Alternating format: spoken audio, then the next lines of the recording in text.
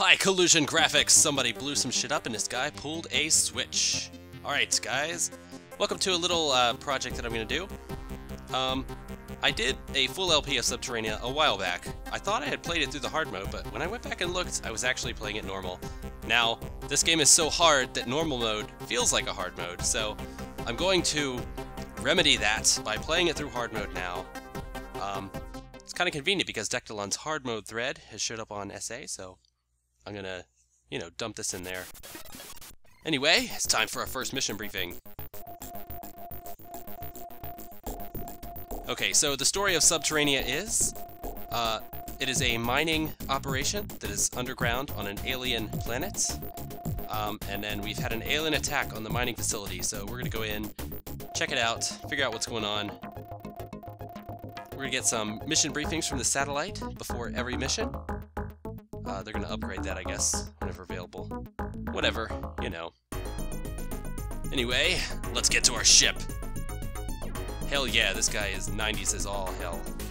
Got the flat top haircut. Got the rat tail. Ready to go. Alright, welcome to the world of Sub-Terrania. It is a shoot 'em up at heart.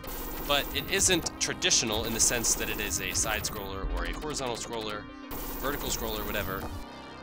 It is a free and open shoot 'em up. Now, what makes this game ridiculously difficult is everything wants to kill you. You touch the walls, you take damage, enemies kill you, you have a very limited amount of fuel, so you have to carefully conserve your fuel, plus gravity is constantly pulling you down, which is really, really annoying. Anyway, as you can see, my shield is already really low. The differences for playing this on hard mode include the fact that your shield runs out way faster. Enemies do more damage, and you do more damage to yourself. Your ship is basically made out of paper. So right now I'm opening up a little secret. I'm going to upgrade my weapon. In just a minute, I'm going to open up those missiles there too. If I don't kill myself over here. I think the gravity pulls you down a little bit harder in hard mode too, because this is feeling a little bit different to me than it did before. Wow, low fuel. Yeah, this is not going to go well. Alright, so let's talk a little bit about the HUD. We got the top left, fuel gauge, mega gauge. Mega, once it's charged up, your shot will do a major shot or something like that before you die and explode. It will do a major charged up shot, and then it'll do, your regular rapid fire after that. So it'll charge up after you stop shooting for a while. Anyway, we grabbed a 1-up there. Much needed, because I just had to make up for that stupid death that I had there. Alright, so, continuing the HUD, we got down the bottom left. The top row shows what weapons you have. I have the level 1 blue weapon, and I just picked up missiles, so that's what the M is for. You can switch between weapons by pushing whatever button you assign to it. Better to save missiles for bosses and really hard enemies that want to kill you from a long range. Below that we have Prisoners of War saved. So far we've saved 0. And then to the right of that, our ship. You can see we have 5 ships, so 5 extra lives right now, and the one all the way on the right is your current one, so the fact that it is mostly red indicates that this one's about to blow up too. So, like I said, ships made out of paper. Pretty ridiculous. Alright, in most cases, you don't actually have to save all of the POWs, just enough of them to complete the mission, but I actually saved them all in that case. And that's it for mission 1! Pretty simple, introduces you to the game. That one's the easy one. After this, though, shit gets real, so let's get our second mission briefing.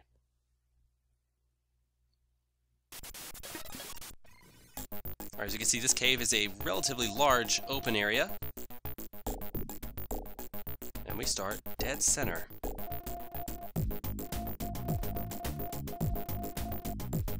Alright, so we're collecting sub-modules because they actually equip our ship to be able to travel underwater. Now, there are underwater levels later on in the game. Once we've collected 6 of the sub-modules, we'll go to those underwater levels. Collecting the sub-module is required for every mission, so it's not like we can skip one or anything like that. But once we get to the water levels, you will see this game goes from nail-biting, pull-out-your-hair hard to wanna shove a screwdriver into your brain hard. But we'll get there when we get there. For now, we got a giant fucking globe of heads to kill. Oh my god, yes. They throw a boss at you right away. Now this one is pretty simple. We've already killed the bottom part. It has 4 things that can harm you. The bottom was a little tail that just kind of grabs you and can fling you across walls. Relatively dangerous. This one, oh, wow, we got body checked. Yep, there's gonna be a lot of death in this playthrough. I'm not gonna pretend like I'm an expert at this game. I do know it, you know, fairly well. I feel like I'm capable of completing this in hard mode. It's just, there's gonna be some death. Hopefully they won't have to use any continues though. Well, there are no continues. If you die all the way, you start over at the beginning of the game. So one more fuck you right there at the end. So anyway, the head on the right shoots fireballs at you. Not too deadly. The head on the left shot green orbs at you that followed your ship. Once you kill all those heads, it's just a matter of killing the center head, which doesn't really do anything but body check you.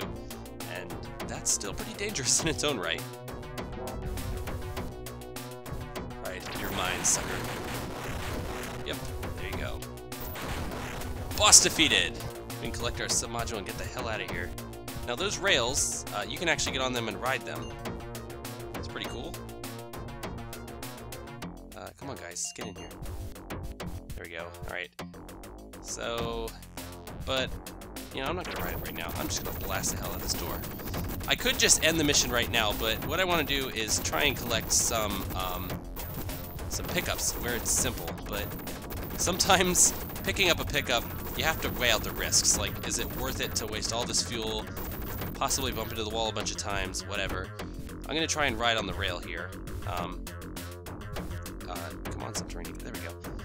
Now you're supposed to be able to push a direction and travel the rail, and I really don't know why it's not working.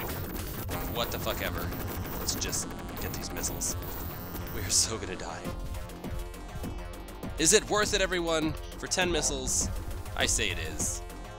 Let's go over here. We're gonna show off another pickup that you can get. The blue orb here will refresh your shield.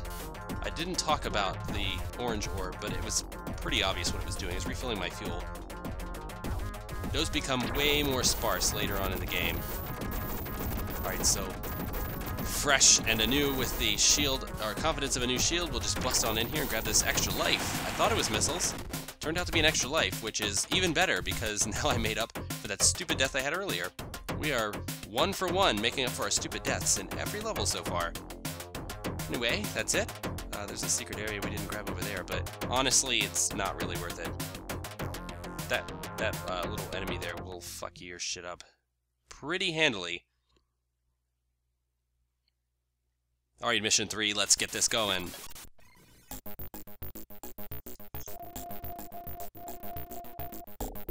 Alright, so, if you thought that last level was, you know, kind of easy too, this one is where it really ramps up. We're gonna have the introduction of the carrying missions, where you carry a piece of junk all the way across the level. It's a bitch, I'll tell you that much. It takes a very steady hand to be able to do this.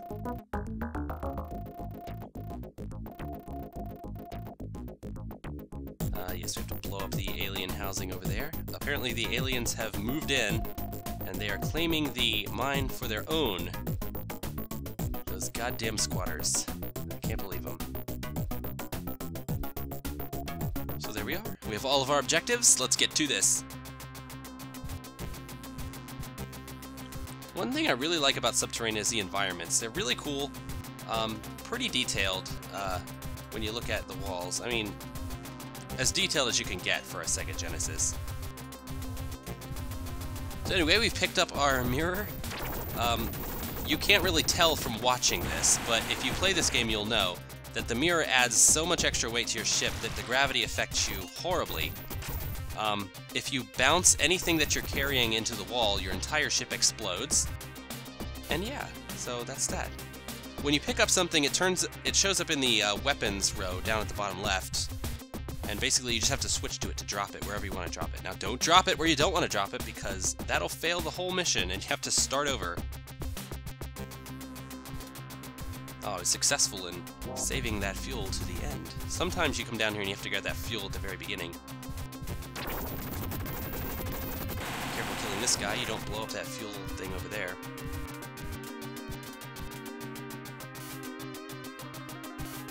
Come on now. There we go. Alright. I was an idiot and tried to pick up the fuel while carrying something and forgot that while carrying something, if it blows up, your whole ship blows up. So there you go. It's a nice little demo of that. Things will get really hairy later on when you're trying to carry items through very narrow passageways. So anyway, let's... oh man, getting a little drunk here. Alright, so earlier I mentioned that carrying something makes gravity affect you a lot more. That also means that your fuel consumption is ridiculous while carrying these things. So this part can be a bitch. You have to kind of hope that you're in the right position to bounce the laser into that wall. It's really, really difficult to do. I don't know how the hell I did it on that try, but whatever. I'll take what I can get. Most times you end up there floating around until you finally break it, only to run out of fuel at the very last second. Anyway, let's blow up some alien housing. Why don't we? I want to keep blowing it up because there's something hidden in here that we need. And that's, yep, another mirror! So 3 things to carry in this level. Careful we don't blow it up on that. So once again, we can bounce the laser back at that. That one's a little bit easier than trying to do the angled one.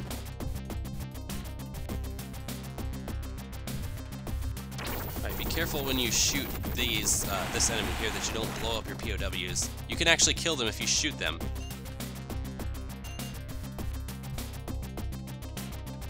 Alright, so we also have the sub-module, and we are ready to return to the base. As long as we don't run out of fuel. Yeah, that fuel's looking pretty low. Yep, there it is. There's the warning. I think we can make it. Yeah, there we go. Nice and safe. Safe little landing. Alright, so far, 1 death per level. I think that's pretty good. That's a pretty good run, you know? 1 death per level. If you're doing 1 death per level in hard mode in Sub-Terrania, you're doing pretty good. Time for mission 4. Oh boy, that cave looks awfully complicated. Kind of. Anyway, this is another level that has a boss in it. You're going to notice kind of a pattern. There's a boss every 2 levels, almost. Until we get a little bit later, then it's just freaky. But there it is. It's a thing that, I don't know, it has a knife or a tail. Alright, we've got some POWs hanging out down there. We can go grab them. And then the sub-module is hiding somewhere in this thing. Down there. Remember that it says that it's down there, because I sure don't remember it later. Destroy the thing! Rescue the combat squad! And collect the sub-module. So, pretty simple mission. Let's do it. Another good thing about Sub-Terrania, besides the environments, is the music. This game has some pretty rockin' music. Same music that was in, oh, what was that Batman game? There was a Batman game for the Genesis also that had the same people that did the music. Alright, so there we go. We have upgraded our weapon to blue level 2, but fuck it, I'm just gonna shoot missiles at that tank because I am not gonna deal with his shit. So yeah, if you collect a weapon color of the same color that you already have, it will upgrade to the next level. As you can see, our shots are a little bit bigger, they spread out a little bit more. Pretty cool. The blue weapon is, in my opinion, the best weapon in the game. I'll show off some of the other colors a little bit later too. I'm not going to exclusively use blue. I did that in the LP that I did earlier, so, you know, if you watched that, you probably saw that. And oh my god, it's the thing! Yes, and oh man, he is gonna wreck my shit. So he's got a ranged attack, and he'll also just bump on India. When you leave the screen though, he stops moving, so if you kind of want to get a break, just duck down to the bottom and then shoot back up to him once you've regained your composure. There he goes, nice and dead. All things considered, he's not really that hard of a boss. In fact, he's a little bit simpler than the Globe of Heads from level 2. anyway. It's a good idea to save that refuel till after you beat the boss, if you can. Also be careful not to kill your POWs when you come down here to get this tank. These POWs are always hanging out in the worst spots. I mean, come on, guys. Seriously? Let's get out of here. Watch out for the green goo. Also notice that it is suddenly raining underground. Interesting phenomena, but ultimately not important. We also have a floating meteorite in here. Alright, so remember where the mission said that the submodule is down, way down on the bottom left. I am in the totally wrong spot for finding the submodule, but that's okay. This is actually going to pay off, as there's an extra life here. Hell yes. So far we have an extra life, and we haven't died yet, so we're now +1 on lives. But it's not looking good for Sub-Terrania guy, because fuel's low now, and the shields are way low, and yep, all it took was one little bump, and dead we are! Alright, one unfortunate thing about dying is your weapon level goes back down, and you lose your missile upgrades and things like that that you've got, so dying is not a thing you want to do, especially if you have a lot more to do in your mission. One of the good things about well, it's not really a good thing about dying, but one of the graces that you get in death is that all the mission objectives that you had completed before you died stay completed. So, if anything, that is the one tiny ounce of mercy that you get in this game. But that's it. That's all the mercy you get. That's all the mercy they had room for in their programming souls. All in all, though, even though this game is hard as balls, I love it. It's a fun game. It's probably one of my favorite games. I had a Genesis as a kid, so a lot of my favorite games are on the Genesis, but this was one of them. I don't know how the hell I actually played this game as a kid, seriously. I guess when you're a child, your reflexes are just, I don't know, they must be much better, because coming back to this later on, it's different. It's way different. Anyway, when I came back to life, I saved that fuel recharge for this very tunnel back down. Nothing worse than completing your mission and then running out of fuel on the way back, because that's basically a wasted life. Yeah, your mission will complete as soon as you respawn, but still, it's just wasted. And there we are, we've completed mission 4! Alright. So anyway, that's gonna be it for this video. Technically, we're about halfway done with the game, so I'll see you guys next time.